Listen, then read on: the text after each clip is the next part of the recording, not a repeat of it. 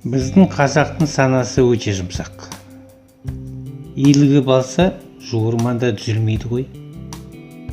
Ал түзетіп қойсаң, қайдадан сонысына қарай майысып қалады.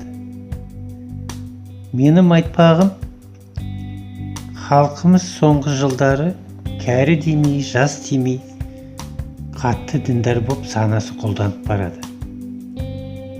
Ел ағалары мешітке барыпты, намаз оқыпты дегеннен бері, болмасан да ұқсап бақтың кебін киіпті.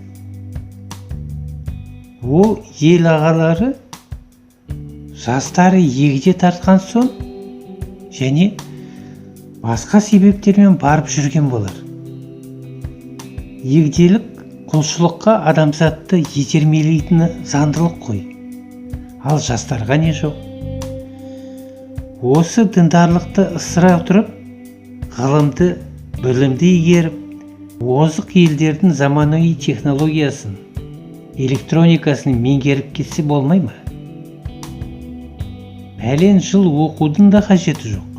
Қазір талпынған адамға білімге құштар әркімге үйінде отырып ақ айды аспанға шығаратын мүмкіндіктері бар. Ал дінге келер болсақ, бір жаратқанға илана жүру, естен шығармау парыз болады. Бұл бабалар ұстанған дін емес, тәңірлік ілім.